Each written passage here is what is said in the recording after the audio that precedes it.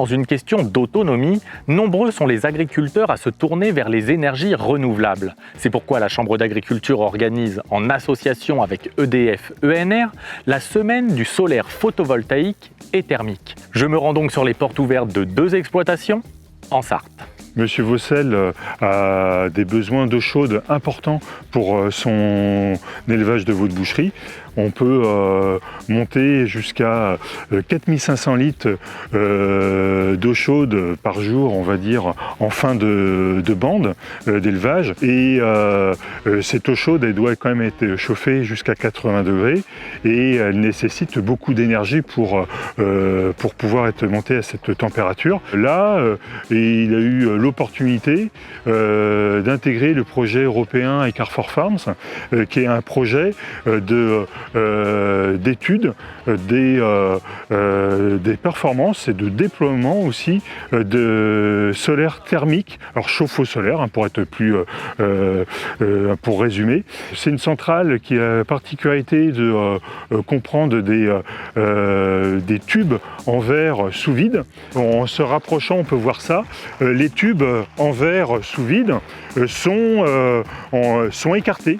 Et le soleil, il va évidemment taper l'avant des tubes, mais il peut passer aussi au travers des tubes et se réfléchir par l'arrière et chauffer aussi l'arrière du tube.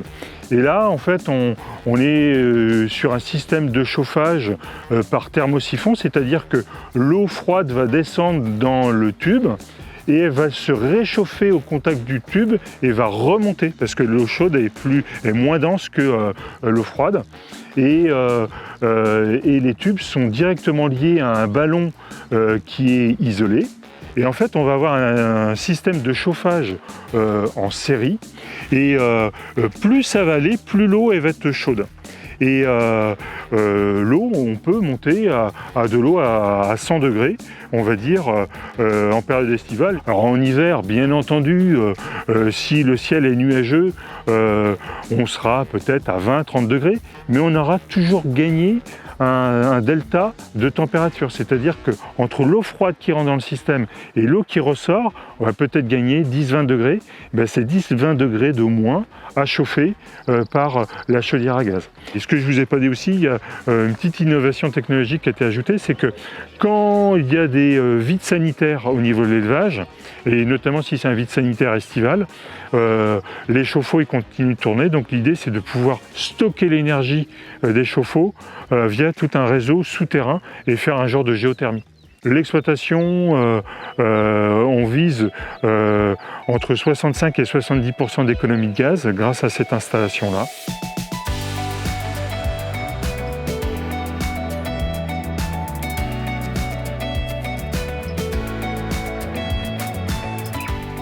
J'ai investi dans les panneaux photovoltaïques sur un hangar neuf en 2020. Ça représente un 99 kg crête. Ça représente un investissement de 190 000 €, dont 75 000 € de panneaux photovoltaïques. Je compte l'amortir sur 7 ans. Moi, en ce qui me concerne, c'est en grosse partie pour une défiscalisation, mais aussi la partie revente d'électricité me permet d'amortir mon bâtiment aux 3/4. En autre point, j'ai un tracker pour mon autoconsommation qui subvient à mes besoins de la porcherie, de l'habitation et en partie sur la fabrique d'aliments. Donc on a un dispositif qui s'appelle un tracker solaire de la société OKWind qui a pour objectif d'optimiser le signal de production pour l'autoconsommation en élevage.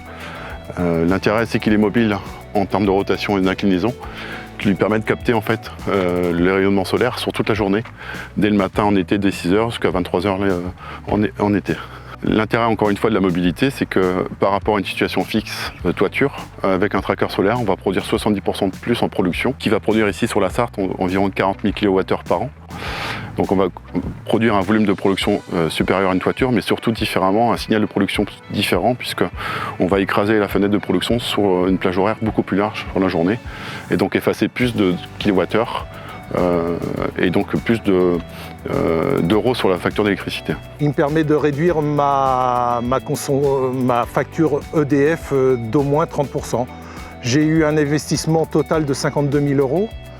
À la base amorti sur 7 ans, mais vu la proportion du prix en flèche du prix EDF, je pense que cette annuité-là va pouvoir se réduire à 5 ans d'annuité.